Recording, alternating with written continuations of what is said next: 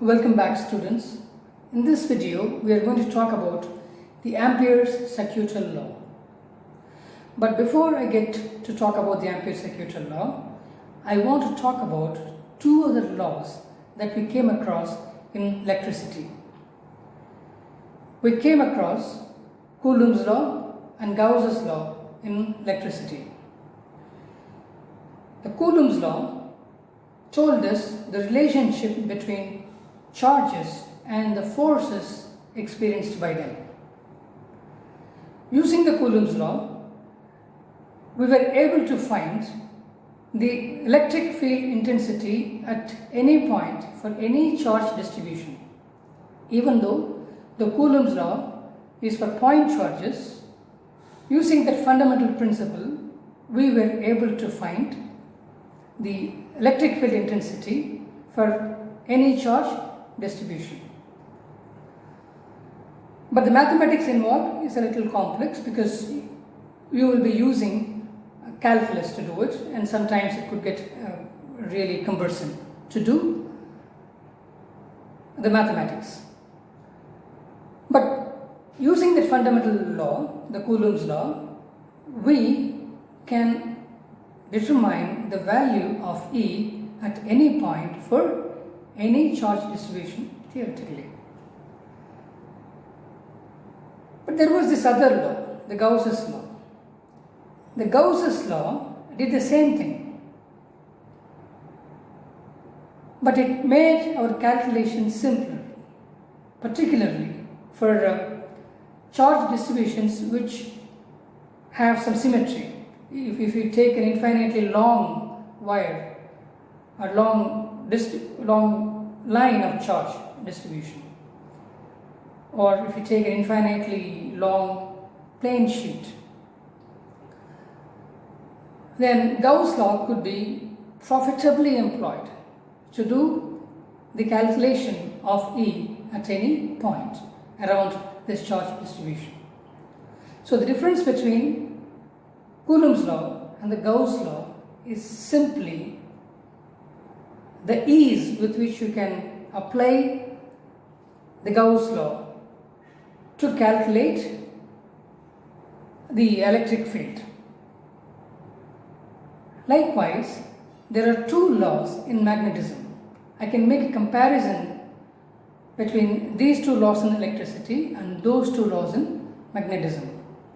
The equivalent of the Coulomb's law is the Biot-Savart law in magnetism. Again, Biot-Savart law tells you the magnetic field produced by a current element. The current element is the magnetic equivalent of an electric charge. The current element can be treated as a magnetic charge. Ideal. So, the Biot-Savart law told us how to calculate the field, the magnetic field produced by a current element. The current element is very small, like a point charge in electricity. The current element in magnetism is also a very small thing. But using that current element, you can find the magnetic field of a current carrying wire of any length, any shape. Again, doing it will involve a lot of mathematics. It will definitely involve calculus. Again, in magnetism, you have another law, the Ampere's Circuital law, which we will discuss shortly. This Ampere's Circuital law does pretty much the same thing that the Gauss law does in electricity. It helps us calculate the magnetic field due to a wire of any size and shape, particularly if it is symmetric, if the field is symmetric. Then it is very easy to apply the Ampere's Circuital law to find the magnetic field value at any point from this wire, current carrying wire.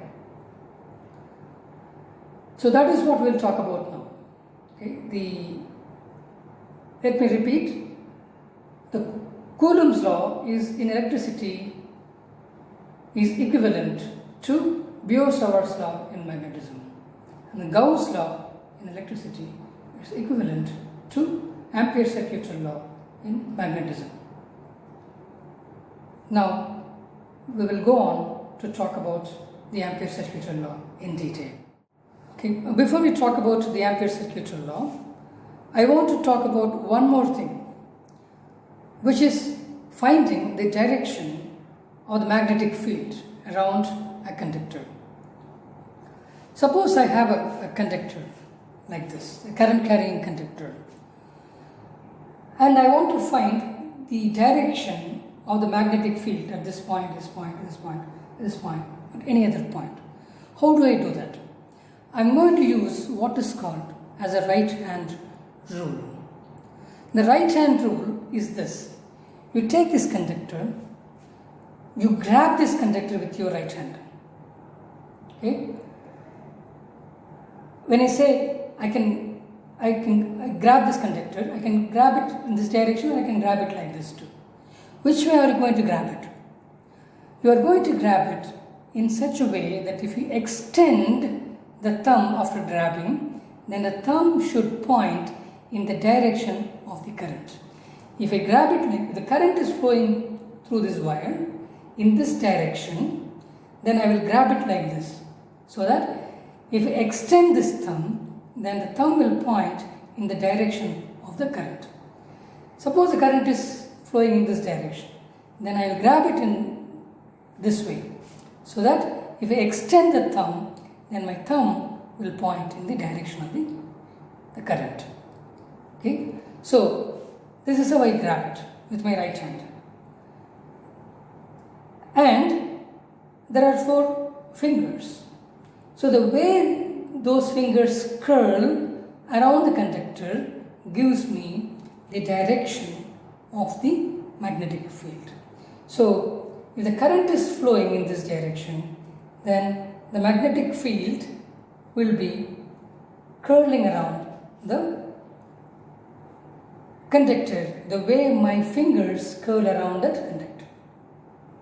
So you need to be clear about this. So this is called as a right hand rule. So once you understand this rule, then we are ready to talk about Ampere's circuital law. So I have this conductor which carries current into the board. So I see this conductor from this perspective. Okay. Then clearly current is going into the board. So if the current is going into the board, then if we grasp this conductor with my fingers, and the fingers indicate the direction of the magnetic field. So the direction is going to be like this. So the magnetic field will form concentric circles around this conductor.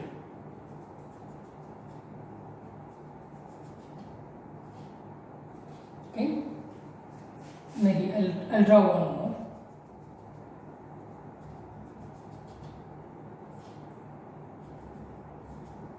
Okay, so I is the current flowing through this. Okay. Many experiments have proved that the magnetic field value B at any point is given by this equation. Mu naught I by 2 pi to or being the distance of the point from the current carrying conductor. So this is a constant, and we discussed this before. So B is directly proportional to the current and inversely proportional to the distance. So as the distance increases, B will come down. And the direction is at this point is going to be like that. It's tangent to the circle. So if this is B1, this could be, say, B2. In that case, it will be, the direction will be like that. So, but at the same distance, we will have the same magnitude of B, but then the direction will be here. This is B1. Here again, and I'll say a tangent, then B1. So it goes on like this. Okay. So B in this case is mu naught I by 2 pi r. Let me do a thought experiment now, in the sense that suppose I take this path. Okay, let me start walking along that path. Okay, like this. So I'll keep walking along this circle. So at every point I'll have a B, and at every point I'll take a small step. Let me do a dot product of that, of these two quantities, B and dl, so that I get a scalar quantity. So I'm going to do B dot dl around this path. Okay, so I start from here and then I come back to the same point. I start from, say, point A here, and then I travel along this path and then come back to A again. So at every point, then I'll have this B dot dl, so which will give me B dl cos theta. So this is what you get. But what about theta? You see, B is in this direction, dl is also in the direction because I'm walking in the direction at this point. So theta between B and dl is 0. So if theta is 0, then cos theta will be 1. So I would have B dl. That is for a small dl. But what I'm going to do, I'm going to walk all the way from here along this, along the circumference of this circle, and I'll come back to the same position. So in that case, I'll have to add all these small BDLs. If I add them all up, then what I'm going to get? Let's see. If I'm going to add all these things up, then it's going to be a closed loop integral. I start from here and then I go all the way up back to the same point. So here also it's closed loop integral. So I'm going to do closed loop for the entire loop. I'm going to do this. But notice here, B is constant in magnitude. You see, like it is, because of symmetry, whatever field I'm going to have here, I'll have the same thing here in magnitude, same thing here in magnitude. So B is a constant. I can take B out. If I take B out, then what do we get now? B integral dl over the closed loop. But if I add all these dl's now over the closed loop, then what I'm going to get? I'm going to get 2 pi to r. So this will result in B into 2 pi to r. So that's my integral B dot dl. But compare this with the experimental result here. This is from the experiments. So if I take 2 pi r here, so I'll get B 2 pi r, which is equal to mu naught time. Mu naught time. So what I can conclude is this. What I can conclude is this now. The closed loop integral B dot dl is equal to mu naught I. This is an amazing result. Why? Now it is not dependent on the radius of the circle. I can take a bigger circle now, so I have B2 here. So B2 dot dl, if I do all this stuff, again, I'm going to get mu naught I. If I take something else, if I take a much bigger circle, then if I do the integration around the circle, I'll still have mu naught I. So now it does not depend on the radius of the circle. Whatever be the radius of the circle, if I do this closed loop integral of B dot dl, then I'm going to get only mu naught into the I, which is flowing in the conductor. That's amazing if you think about it. But is it true only for a circular path? What if I use a rectangular path like this? Again, I'll start from this point, say I'll call this as point C, then I'll walk all the way along this segment, and then this segment, and then this segment, and then this segment. I'll come back to the same C. Now I can also have a closed loop integral of B dot dl for this path. What I'm going to get? Again, mu naught I. So it does not depend now on the shape of the path. So long as I have a closed path around the conductor, then the B dot dl of that path is going to be equal to mu naught I. That's an amazing result. Let's take this point for example. In this case, B will be in this direction, but I will be walking in this direction, right? So my dl will be in this direction. My B is in this direction, my dl is in this direction. So I may have a theta. But that doesn't matter. Now B dl cos theta, if I add this B dl cos theta to everything else here, then I would still get this mu naught I. So I can have a rectangle, or I can have a triangle, or I can even have some kind of an irregular shape, irrespective of the shape. If I do the B dot dl over this path, this closed path, then I will always get mu naught I. That is an amazing result. And this is what Ampere found out. And then he formulated his law. He said this: the closed loop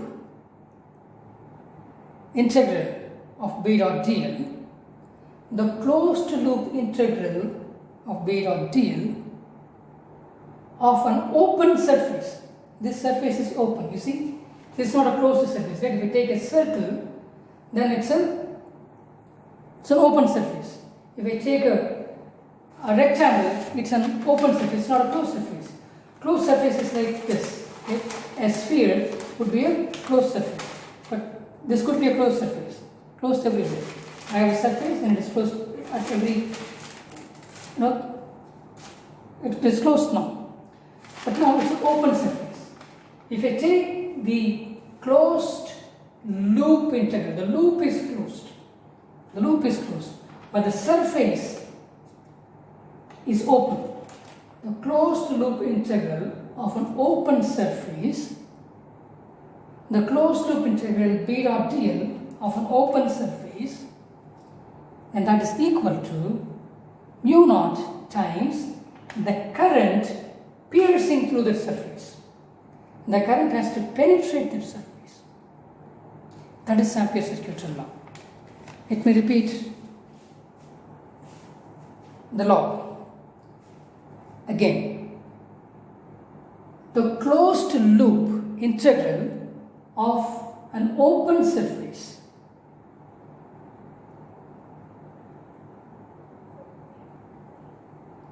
let me repeat the law again.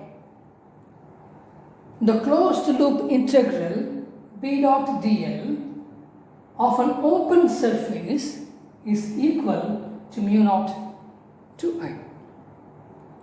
You are attaching a surface to the path, the closed loop. This can be a rectangle, this can be a triangle, this can be a shape like this, current is passing through it, this can be this board itself, or this can be the wall here. It doesn't matter. Even if you do the integral over the entire wall, then it will still be equal to mu naught I. And the surface can also be like a cloth. Now you see, if this is the current which is passing through it, you see even here it's an open surface. It's a bent surface, but it is still an open surface. It is not closed completely like this. It's an open surface. So if I take this cloth, if this is the current which is flowing through this, then there will be B here, B here, B here, B everywhere.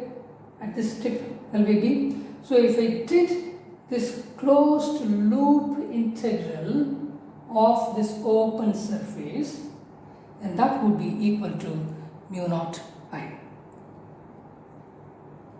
Does not depend whether the surface is flat or curved, doesn't matter at all. If I do a closed loop integral B dot dl of this open surface, then that would be equal to mu naught I. That is Ampere's circuital law. It's a very powerful law. Once you understand this law, then this law can be used to find the magnetic field at a point that you desire, particularly if you have some kind of symmetry about the whole structure. Okay, let's do example problem 4.8 to illustrate the Ampere circuital law. Let me read the problem.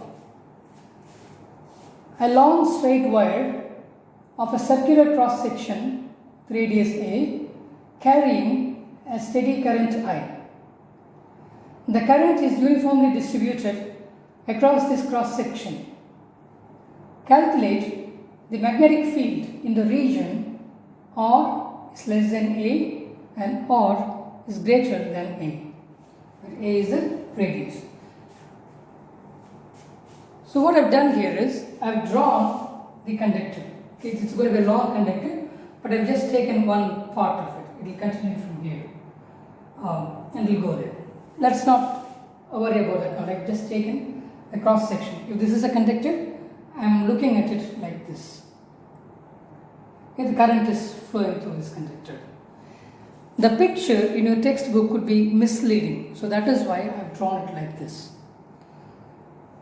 So I'm looking at the conductor like this. So this is a circle and the current is going in the direction. Okay. So current I is going this direction. A is the radius. So they want you to find the magnetic field at a distance from the center which is less than A, which means that they want you to find the magnetic field inside the conductor and also outside the conductor. If you remember, when we did one of the example problems before, we said if there is a conductor, the current is flowing in this conductor, then the magnetic field at this point along the direction of the conductor is 0, because we said IDL direction is this and R direction is also the same, so IDL cross R will give you 0. That is true. But in this case, we have considered a very thin conductor, in the sense that there is no thickness to it. It's like a line conductor. So lines don't have any dimension. So that is why this is true. So if I take this conductor which has certain thickness, then clearly at the very center B will be 0. But then as you go away from the center, you notice that if this is a current here, then whatever current which is flowing in this, in this area will produce a magnetic field here. My fingers form the total thickness of the conductor, but I am just taking one portion of current. So this portion of the current will definitely set a field here which is inside the conductor. At the very center, you wouldn't have the field, understandable. But as you go away from the center towards the surface of this conductor, then clearly you will have a magnetic field as you move away from the center. So what is the value of the magnetic field inside the conductor? That is this question. And outside the conductor, that is this question. So let us see how to do it inside the conductor. Okay. As I said, I am going to use Ampere's circuital law. So what does it say? The closed loop integral B dot dl of an open surface is equal to the amount of current piercing through that surface. That's Ampere's circuital law. I want to find B at this point. Okay, I'll call this as a point B, which is inside the conductor. So what should I do now? I need to find a surface that has this point at its boundary. And I also need to, I can imagine any surface. I can imagine a triangular surface or a square surface, or I can imagine any surface. Whatever be the surface, this B dot dl over that loop, the boundary, would be equal to the current piercing through it. But I'm going to be smart here. I'm going to choose a surface where the B value is the same in magnitude along its boundary. If the B value is the same along its boundary, then when I do the integral, I can take this constant B out and do the integration only for the dl part. And that will give me the length of the boundary. So I have to imagine a surface like that. The natural choice for me is a circle here. It's because of the symmetry. You see, if this is the center of the circle, then if this is some distance r from that circle, then at every point which is at the same distance r will have a magnetic field of the same magnitude. The direction would be different. I'm not bothered about the direction now, because the direction will drop out when I do the dot product. So I'm concerned only about the magnitude right now. So I'm going to choose a surface. My surface here, the imaginary surface. Does the surface really exist? No, it's an imaginary surface. The surface has a point P, that imaginary surface. I'm going to take the integral along the boundary of the surface, imaginary surface. It's an open surface, open imaginary surface. So this is my point, this is my surface, a small circle. So this will have a B, this point P will have a B, the magnetic field still there. So what I'm going to get now, this is going to be the integral, the closed loop integral B dot dl. Okay, and what is it going to give me? I said B is going to be constant here, so B dl is what I will get now. That's a closed loop integral. And what is it going to give me? I can take B out, and then that gives me integral dl, because B is constant. B doesn't change in magnitude with distance, so I can take it out. Now I can integrate just the dl part alone. So dl, we keep summing all these up. I'm going to end up with the circumference of the circle. So this is going to give me B into 2 pi r, where r is this radius. Okay. So I've done this integral now, B into 2 pi r. But what is it equal to? It is equal to the amount of current which is penetrating through the surface. Okay, then what is the amount of current that is penetrating through the surface? Is it the entire I, No, because the entire I flows through the entire area of the conductor. But my surface is a smaller surface. It is not the entire surface of the conductor. It's a smaller surface here. So I have to consider only the current which is piercing through the surface of my choice, not the entire current. Then how do I find the amount of current which is piercing through my surface? Well, one way to do that would be to take the current density and multiply by the area. So what's the current density of the entire, what's the current density for this conductor? The current density J is equal to I by A. I is the total current through the conductor and A is the area of the conductor.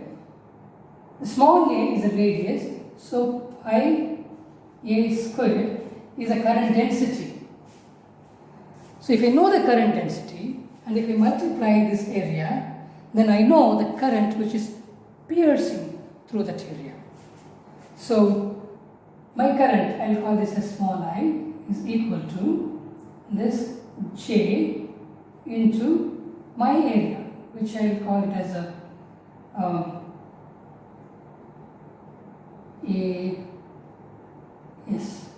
area of the open surface. So that is going to be equal to I divided by pi A squared into, what does this say is? This is radius is r, so pi r squared. So pi and pi will drop out, and then I will get I r squared by a squared. Okay, I found, what have we done now? I have found the closed loop integral of this open surface, B dot dl, that's B is equal to 2 pi r. And I have also found the amount of current piercing through that imaginary surface, that is a fraction of the total current. That fraction is given by I r squared by a squared. So what do we know from Ampere's law? This integral B dot dl is equal to mu naught into I, that is the current piercing through the surface, the small I, not the capital I, which is through the entire area of the conductor, cross-sectional area of the conductor. So this is equal to B into 2 pi r is equal to mu naught to I r squared by a squared. Okay, so what do I need to do? I need to find B now. So we want to find B equal to, this r will cancel with r squared, so I will get mu naught by 2 pi into I by a squared into r. Okay, so look at this. So inside the conductor, this is the value of the magnetic field. But notice here, mu naught is a constant, I is a constant, 2 is a constant, pi is a constant. The radius of the conductor A is a constant, so A squared is a constant, into r. R can vary. So if I am closer to the center, then r is smaller. Then if I am farther away from the center, then r is greater. So my B will also change. I can see, this is it, see y is equal to mx for B is y, and this is a constant slope m, and then this is x. As x increases, then y increases. Likewise, this constant remains there, but as r increases, B also increases. So, inside the conductor,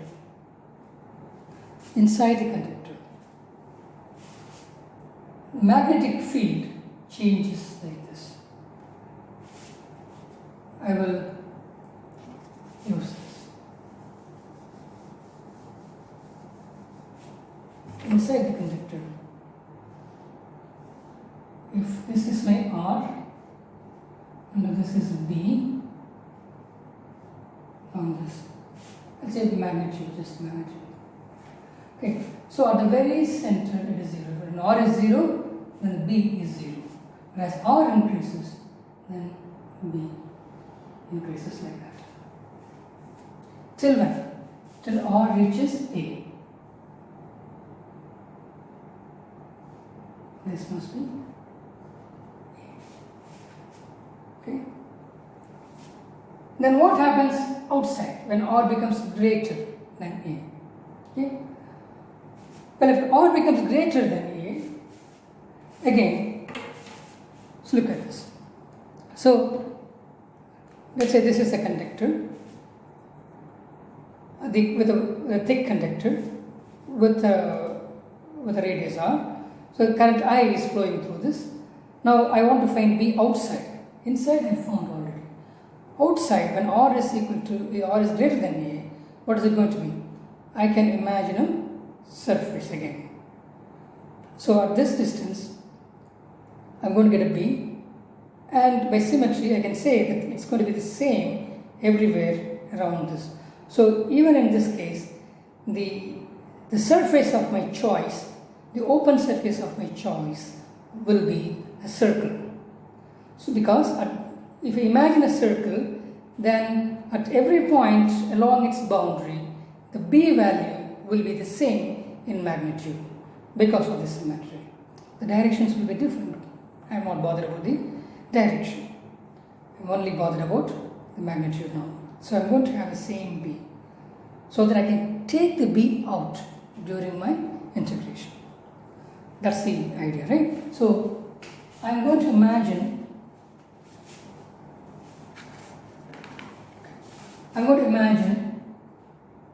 another surface here. So look at this. Okay. So what would be the magnetic field here? Well, I have the same B at every place, same stuff. So I'm going to do integral B dot dl is equal to integral B dl over the closed loop, because B is constant and dl will be in the same direction as B. So cos theta is also 1 is what I get. So since B is going to be the same everywhere, I'm going to take that out. So that would give me the closed loop integral dl. What will this give me? So this will give me again the radius of this and 2 pi r. Okay, so 2 pi into r is what I'm going to get for this surface also. Same thing, but now the radius is bigger than this radius. Okay, so this is one part and this is another part. Okay. Then what does Ampere say? This integral must be equal to mu naught times the current piercing through the imaginary surface, open surface. Okay, what is the current piercing through it? Now there is no fraction. The moment you come out of the conductor, and if you imagine a surface around the conductor, the entire current in the conductor pierces through it. You don't have to take that portion, any portion of the current, because all current pierces through that surface. So I'm going to take that. Okay, so this is B dot dl must be equal to mu naught into the entire current. So mu naught B dot dl is equal to B into 2 pi r, that is equal to mu naught I. So B in this case is equal to mu naught by mu naught I by 2 pi r. Okay, again you can say this current is constant here, mu naught is a constant, 2 is a constant, pi is a constant, but r can vary. As you go away from it, r can vary. R is the only quantity that varies. Because R varies, P also varies. But how does it vary? Okay, the magnetic field falls off as 1 by R. The rest is constant, but then it falls off by 1 by R. So if we were to plot the same thing after A, then from here, then the magnetic field will fall off like this. Like a 1 by R curve. Okay? So this is more like MR curve. Okay? So this is 1 by R, 1 by X curve. So that is how it is. So if you have a current carrying conductor with considerable thickness, then the magnetic field inside will start from 0 and will grow in strength till it reaches the surface. And from the surface onwards, it will start falling off as 1 by R. So it will become weaker and weaker and weaker as you go further from the conductor. So that is what this problem tells you. Let's try to understand the Ampere circuital law a little better now. Suppose I have a current carrying conductor which carries current like this. Okay? So it carries current I1, and I'm going to imagine an open surface. Okay? My open surface is going to be something like this. So which means that this will pierce the current, this conductor will pierce this imaginary surface here, and then will continue on the back side. It will come out like that. Okay? So this current will set up a magnetic field B at every point.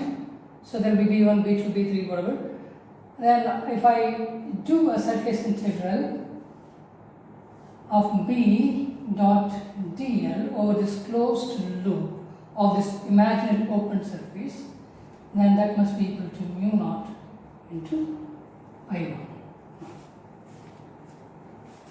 Let me keep the surface the same, and suppose I introduce one more current, let's say something like this. Okay? I2, this direction. It pierces the surface, imaginary surface at this point, and then it will go here, it will go here and continue here. Okay? On the other side, the conductor goes like that. Then again I do a B dot dl. Notice here the current is in the same direction, so it will add to that magnetic field which is already present because of this I1. So if I have one more I2, then the same B dot dl will now give me, this is case 1, in the case 2, the same B dot dl will give me mu naught into I1 plus I2, again the sum of the currents piercing through this surface. Suppose there is another current which is coming in the opposite direction, let's see, like this. Okay, it comes in, maybe it pierces here, and then from here it goes like that. But now it is in the opposite direction. So what is it going to do? Because the current is going in the opposite direction, it is going to put the field in the opposite direction, so it is going to reduce this field a bit. So now you see I3 is coming out of that surface, the opposite direction. So what would my B dot dl give me this time? It's going to be closed loop integral B dot dl is going to be equal to mu naught, same I1 plus I2 with my thumb rule, the right hand rule, and now the I3 is coming out, so that must be minus I3. So when you imagine a surface, the current which is going into it, if you are going to do the integral this way, then you take this as positive, and then the current coming out of the surface, you take it as negative. And when you calculate the total current, it would be, the current which is going through the surface will be positive, current which is coming out of the surface will be negative. So that way you calculate the total current, and your B dot dl must be equal to mu naught into that algebraic sum of those currents. I wanted to add this to your understanding of Ampere's circuital law.